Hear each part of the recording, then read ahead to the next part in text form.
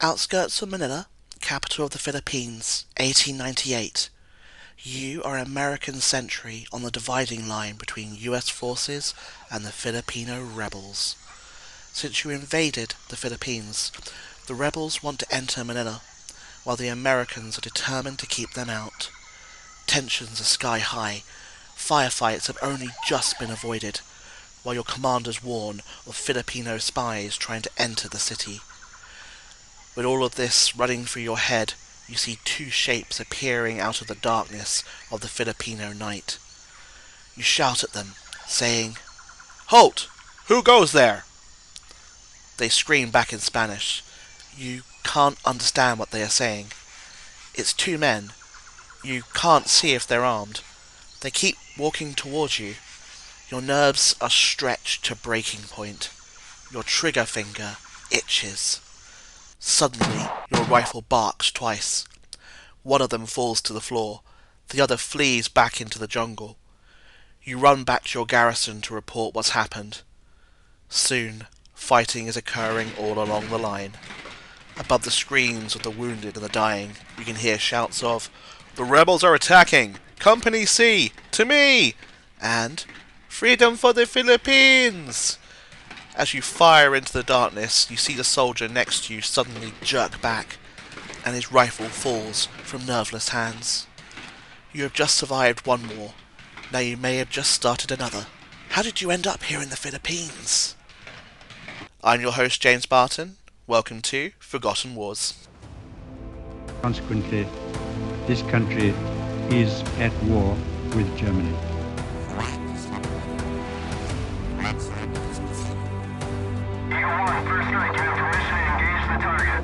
First few hours after our servicemen went to the rescue of young Americans and of democracy in Grenada.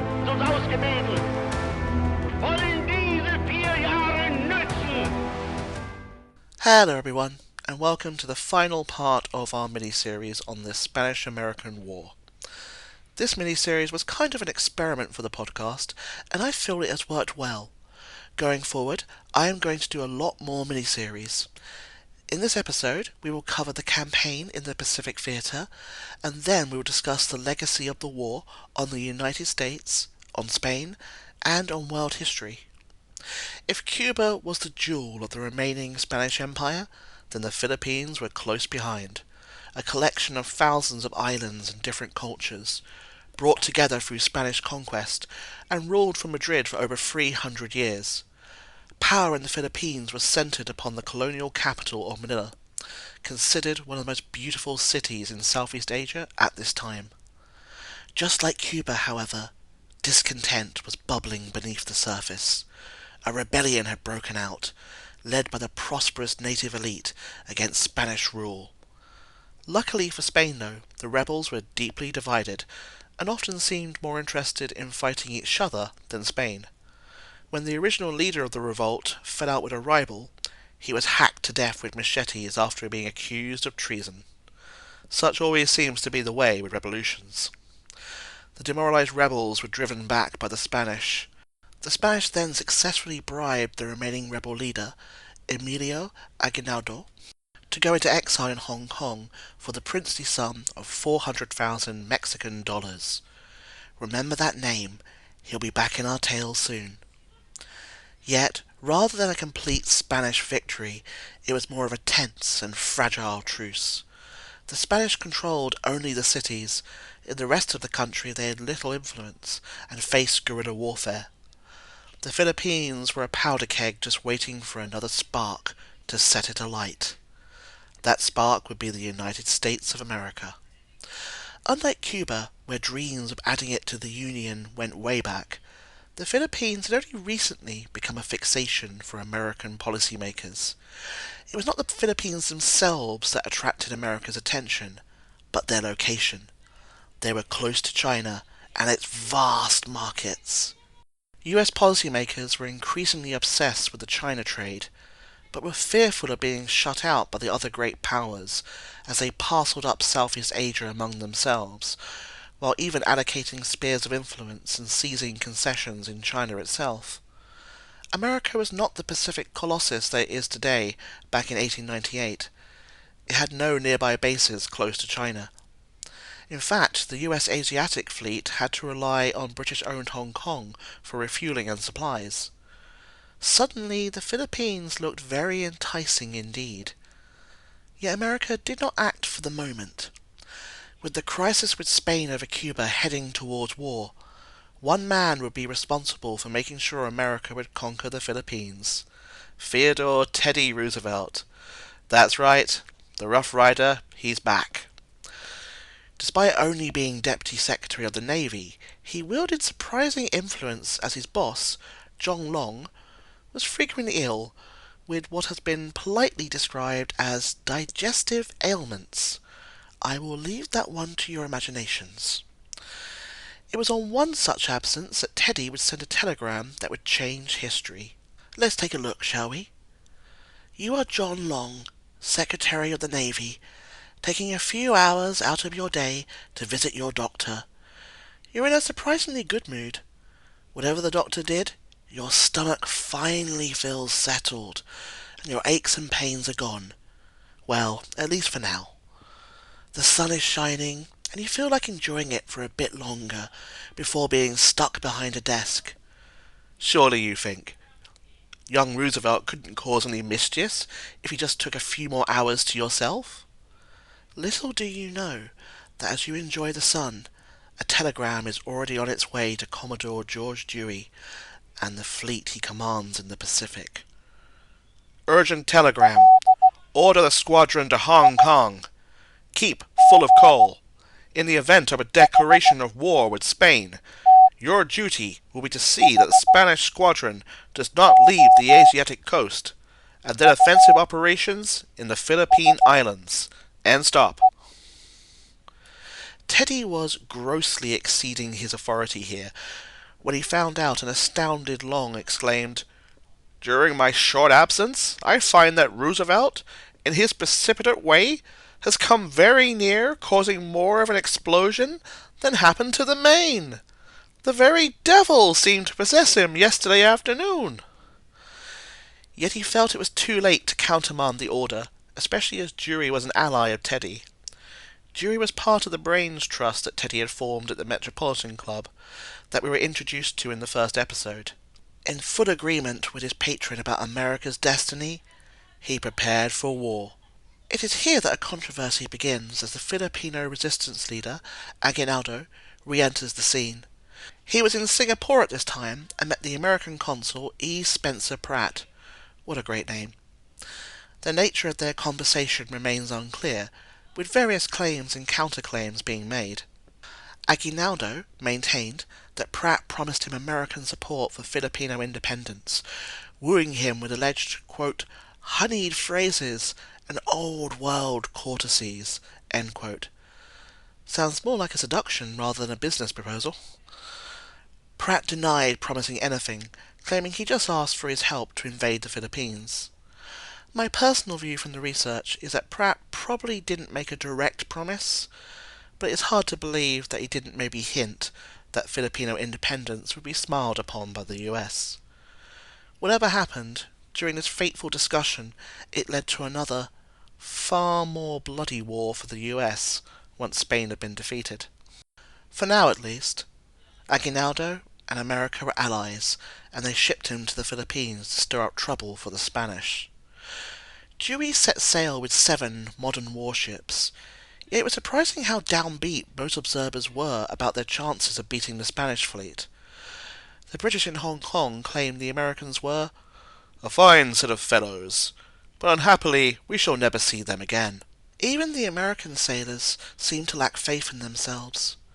One wrote that it seemed like we would be sailing into the jaws of a dragon. Fearing the worst, we wrote farewell letters home. The upcoming battle would truly be America's coming out party as a naval power.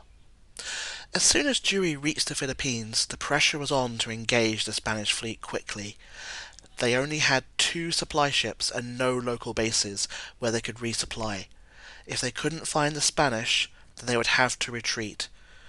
It was also the season in which monsoons and typhoons were frequent. Dewey could not risk staying at sea for a long period. A frantic search began for the Spanish fleet, but at first there was no sight of them. As the clock ticked down on their supply situation, a desperate jury decided they must be at Manila Bay.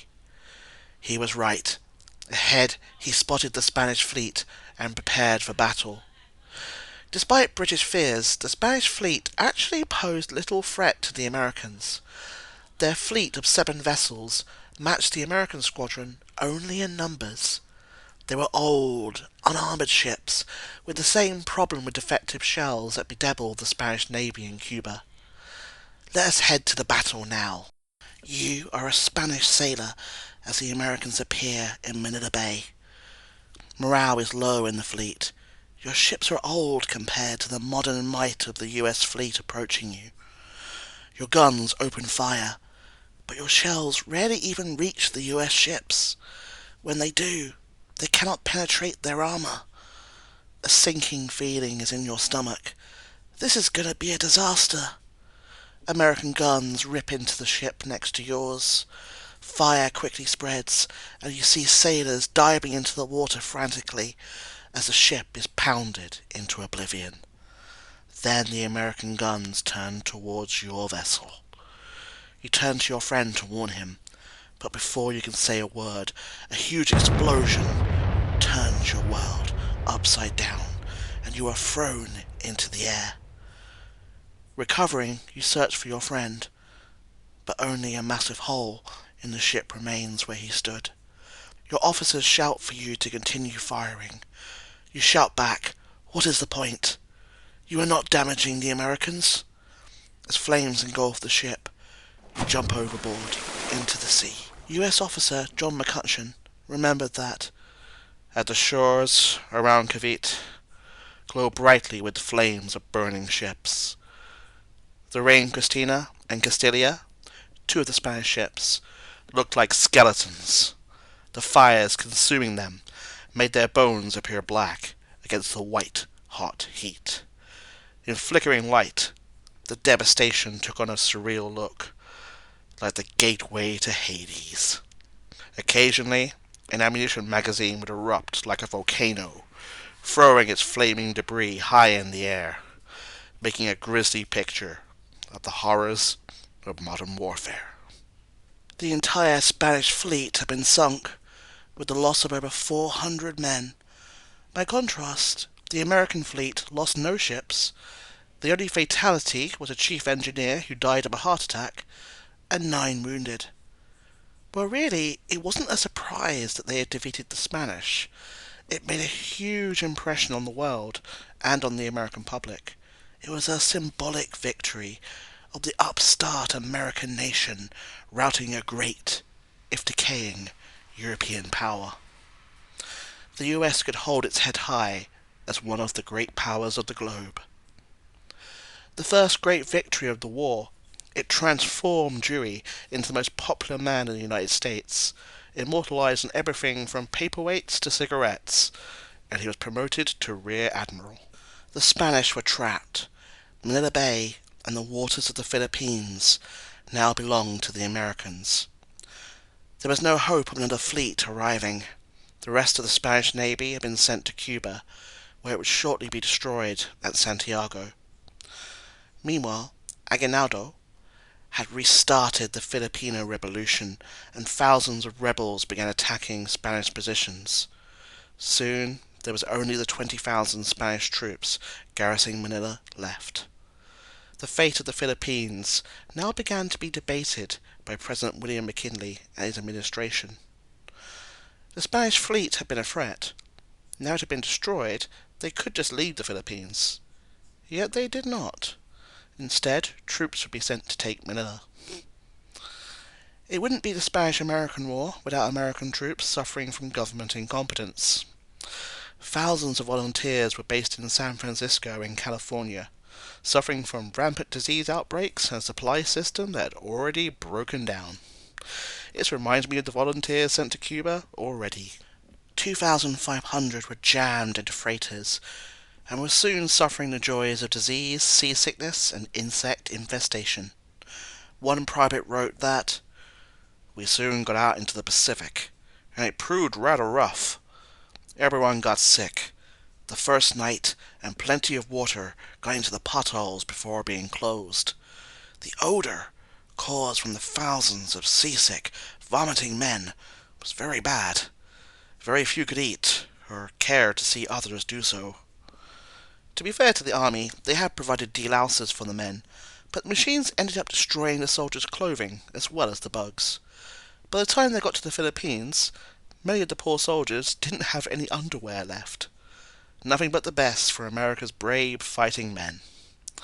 On the way to the Philippines, they were going to stop off and capture the Spanish-held Pacific island of Guam. As I said in previous episodes, I love studying the Spanish-American War, partly because bizarre things occur that will be laughed at if you put them in a movie. The capture of Guam certainly ranks among these.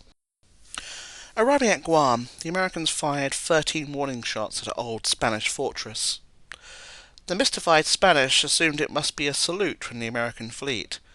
As they had no gunpowder to return the salute, they sent 3 officials to greet the Americans, with a local US citizen called Francisco Portisac to translate. The Spanish were shocked to find out they were at war with America and were now prisoners themselves. They hadn't received any dispatches from Madrid since earlier in the year, so they were in blissful ignorance of the outbreak of hostilities. In fact, they hadn't been resupplied for over 2 years either, so they had no gunpowder or artillery shells. Given 1 day to surrender, the officials returned to Guam to report to the governor.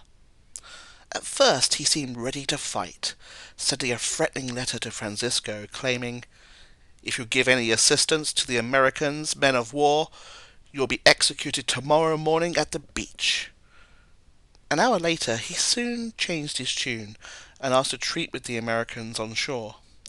Suspecting a trap, an American official was going to be dispatched with a full Marine Guard. However, they took so long to get the boats ready that the official got fed up and left without them. He took only a few sailors and reporters.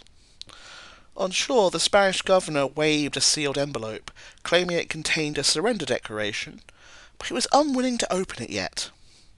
The frustrated official tried to grab it off him, leading to a rather ungainly tug-of-war. Finally seizing the letter, the official accepted the Spanish surrender. When the governor complained about his conduct, he was told he couldn't take back the surrender now. Such was the heroic and bloodless capture of Guam. As the American troops arrived in the Philippines, they found 3 armies in an uneasy standoff around Manila. The Americans controlled the bay, the Spanish held Manila itself, while the rebels had surrounded the city on land. While the Americans and the Filipino rebels were technically allies, they were wary and distrustful of each other. While Aguinaldo himself claimed he was a friend of America, secretly the rebel leaders didn't believe America would give the Philippines independence. They were right. As for the Americans, they looked down upon their supposed allies, often with contempt.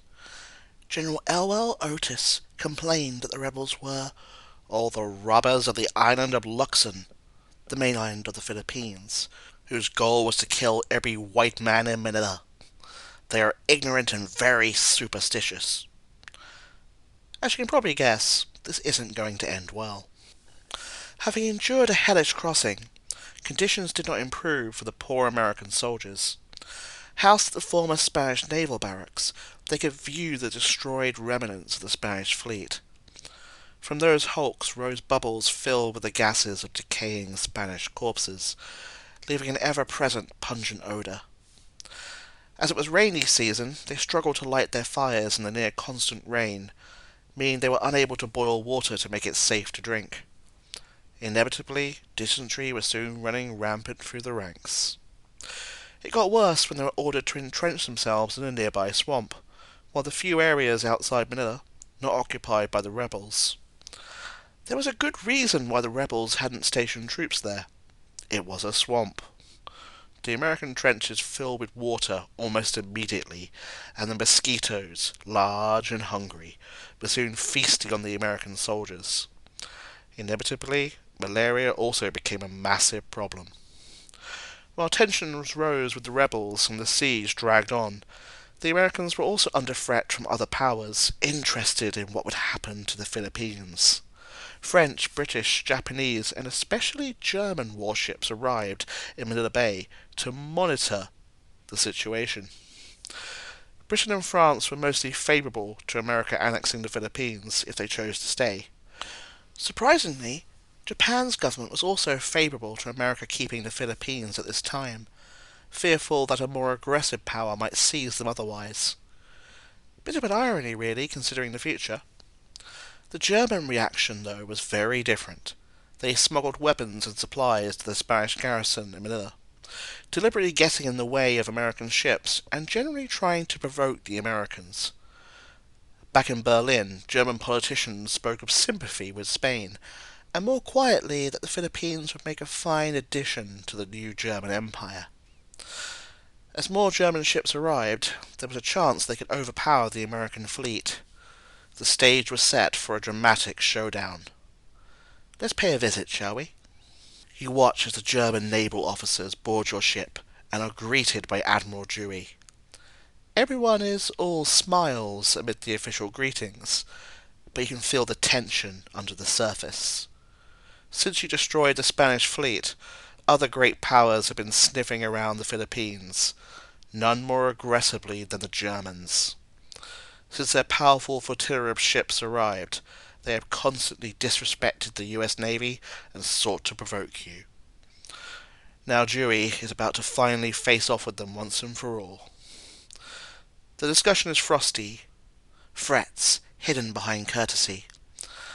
Then the German commander puts his cards on the table. While the German Reich is neutral in your war with Spain, the occupation of the Philippines goes against the law of nations. You should leave these islands in the hands of a neutral, disinterested party. Your face is impassive, but inside you laugh. You can guess who this neutral party would be. Dewey stares back impassively. The fate of the Philippines will be decided by the United States, not by a foreign power. You'll end the harassment of our ships and interference with our siege of Manila. The German's face turns red as he stares daggers at Dewey. It's like a showdown in the Old West. Who will blink first? The US is already at war with Spain. Are you about to go to war with Germany too?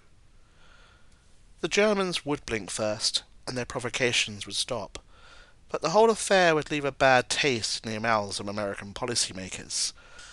They would remember who had supported them in the Philippines and who had not.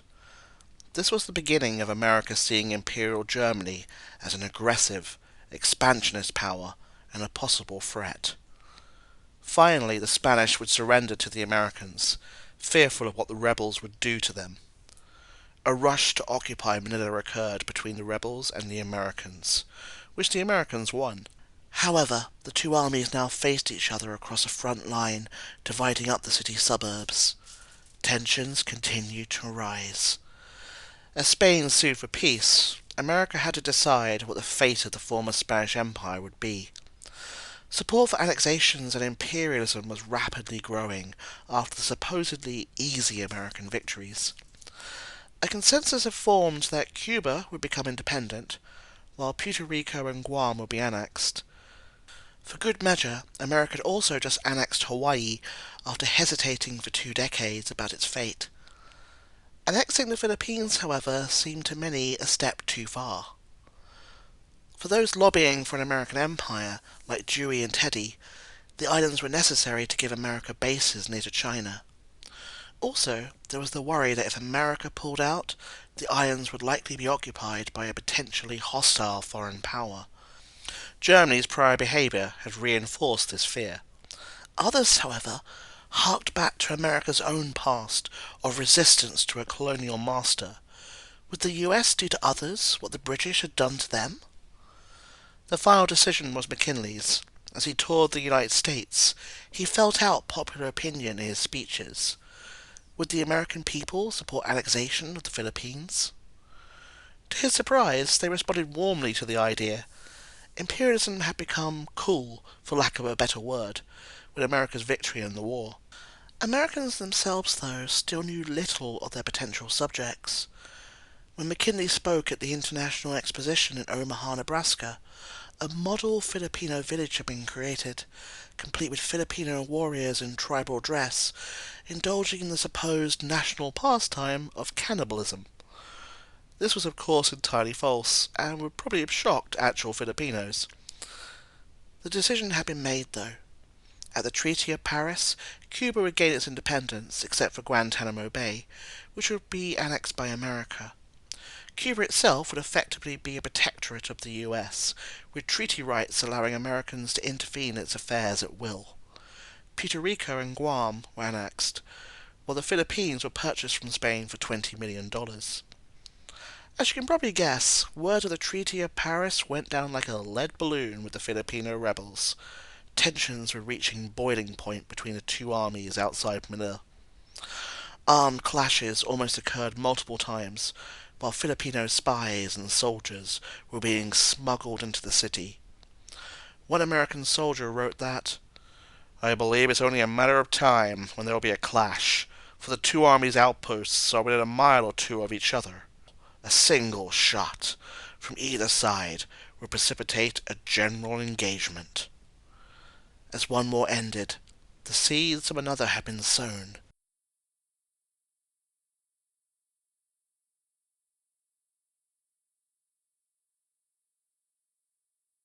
Just waiting to be born. It would take just a spark. Then, on the 4th of February, 1899, a nervous American sentry spotted two shapes emerging from the darkness. As we reached the scene we started this episode with. For a war that's often overlooked, the Spanish-American War would have a huge effect on both the US and Spain. America gained the Pacific bases it would need to become the superpower of the region. But it also put itself in the way of an expanding Japan. This would eventually lead to Pearl Harbor and the war in the Pacific.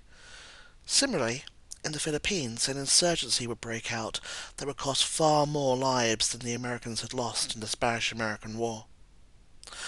American politics was also changed by the war. Teddy Roosevelt became a war hero and narrowly won a contest to become governor of New York. From there, he would become vice president, and then president after McKinley was assassinated. Without the Spanish-American War, Theodore Roosevelt would not have become president. It also seems unlikely that his successors, Howard Taft or even Woodrow Wilson, would become president either. Hard to imagine how different American history would have been. As for Cuba, it would remain a dependency of the United States, dominated completely by its huge neighbour. However, this would provoke a backlash and lead to the rise of Fidel Castro in a communist Cuba. Fun fact, America has to pay a token amount to Cuba for its control of Guantanamo Bay. Fidel Castro used to keep the checks in his desk, refusing to cash them. Spain would experience a national trauma in response to its defeat and loss of empire. It sparked an intellectual revival among artists, novelists, and philosophers, the so-called Generation of '98. They would seek to modernize Spain in response to the defeat. It would also help start the ball rolling on the countdown to the Spanish Civil War, though. To heal its bruised pride, Spain would expand into northern Morocco. In the bloodshed and terror of the Rif War, the Spanish officer corps and the armies that would later revolt against the Republican government of Spain were created. Even their leader would owe his position to the Spanish-American War. For back in 1898, a young man had wanted to enlist in the Spanish Navy, but the Navy had already been destroyed by the Americans. Future dictator of Spain, Francisco Franco, would have to join the army instead. We have reached the end of this mini-series on the Spanish-American War. In the future I would do a series on the Philippine-American War that followed, but that will be much later in the podcast. For our next conflict, I've had a change of plan. While researching for this series, I came across the Rif War that I mentioned earlier. It's a truly fascinating conflict of disaster, bloodshed and madness in the mountains of Morocco. Surprisingly little known outside of Spain or Morocco. That's where we'll be heading in the next episode. If you enjoyed the podcast, please subscribe, leave a rating, or tell a friend. See you next time for more Forgotten Wars.